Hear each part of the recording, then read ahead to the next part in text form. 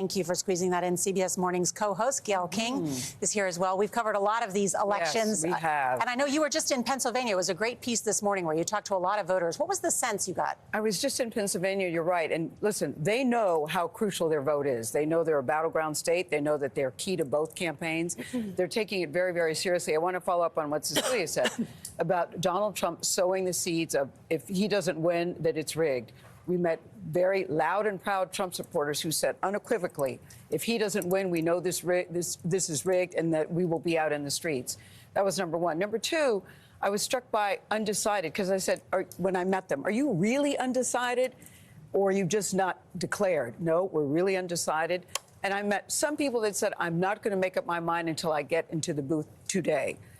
Pennsylvania had early voting of 25%, so 75% of Pennsylvania voters were planning to vote today. But I was struck by one guy, Eric, who said, I don't like the Republican candidate, but I like the Republican policies. Yeah. I like the Democratic candidate, but I don't like the Democratic policies. So that may also explain why there's such a difference there. And then the woman that really got to me was Peaches, who was a bartender, mid-40s, black woman, who said, I'm not voting for either one of them. They haven't deserved my vote. And I said, how can you feel this way mid-40s in this country? But she said, I want her to win. How can she win if you're not going to go and vote? Yeah.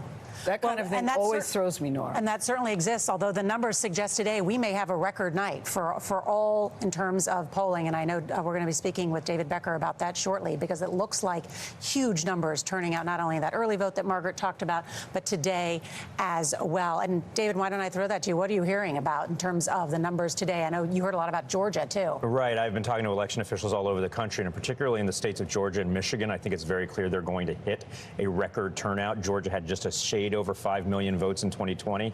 It's going to be probably 5.1, maybe even getting close to 5.2 million in 2024. And remember, about 80% of that vote is already in there through early votes. Nationwide, about 85 million early votes. So we could be approaching that nearly 160 million turnout number that we had in 2020 this year in 2024. Thank you, David. And when we come back, the polls close in 3 more states, including the key battleground state of North Carolina, then Pennsylvania at 8 o'clock. You're watching CBS News Election 2024. America Decides.